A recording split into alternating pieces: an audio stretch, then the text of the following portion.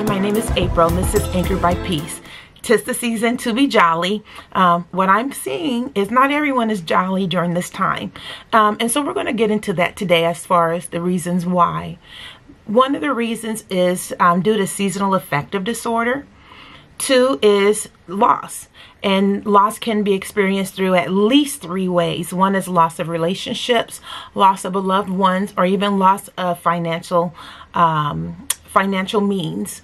And so we're going to talk about those things, and I'm also going to come up with 4 things you can do during the holidays in order for you to hopefully get out of the funk. The first thing I wanted to do is educate you on seasonal affective disorder. If you notice that you get in a slump during the certain time of year, during the same time of year, you may be experiencing a disorder called seasonal affective disorder. I ask that you follow up with your general practitioner or with a psychologist or with your healthcare provider for more information. But basically, it's when lack of sunlight, when it's dark earlier, it can really affect a person's emotions or mood, which can, unfortunately, a person will feel depressed or hopeless. It really can draw the energy out of you. And so that could be a reason, and there are definitely ways in which you can treat that, and it is a treatable disorder. The second one is loss of finances. So even though we're still dealing with the pandemic, a lot of people are really experiencing a lot of financial stress at this time, and everyone may not be financially secure due to a number of reasons. And so that may be a reason why a person may feel a sense of loss or hopelessness or feel down. The second one is a loss of a relationship. Everyone may not be married or experiencing time with their family. And so I know there's this term called cuffing season where people do what they need to do to be in a relationship in order to not feel alone. The other one is also loss of a loved one.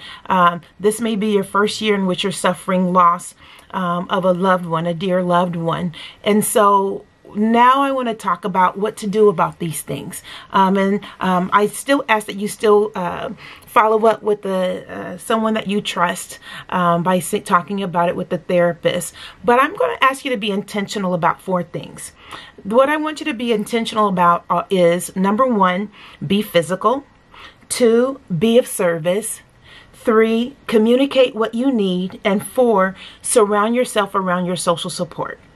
So let's go back to number 1. What do I mean by being physical? What we know is by intentionally moving, getting out, going for a walk. That will definitely increase or release endorphins, which is a hormone that helps you feel good. And so that is definitely an effective way of dealing with being in the dumps or being in a slump. Another way is of being physical, especially because the weather may not always permit, is by purposing to clean out a storage, clean out a room, cleaning out drawers, cleaning out a closet. It's intentional. It's also decluttering, which also will make you feel good because you're actually working on organizing, and things that may not feel as cluttery, and that being in a cluttered environment can affect your mood negatively.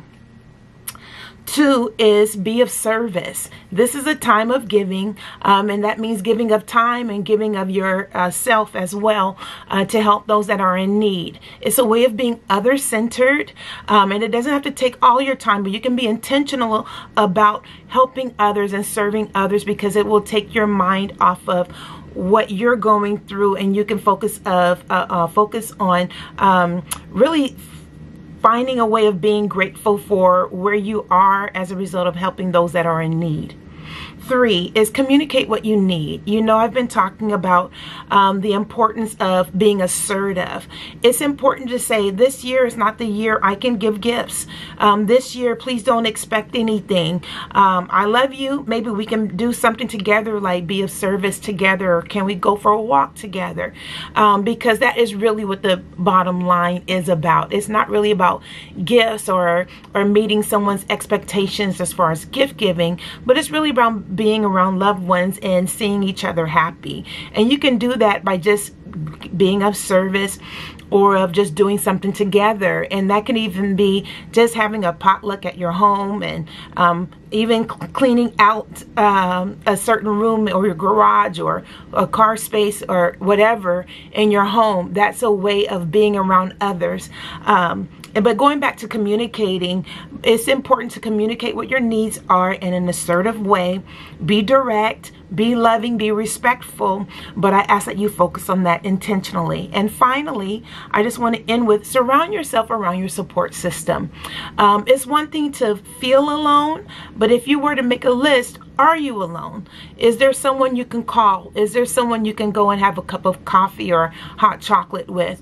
Is there someone you can go for a walk with? I say you be intentional and purposely plan to spend time with that person during this holiday season. I hope what I said was helpful. I know it's easier said than done, but my hope for you is that you will just be in the driver's seat to do what you need to do in order to conquer feeling hopeless. I really hope the best for you, and I wish for you to be anchored by peace. Take care.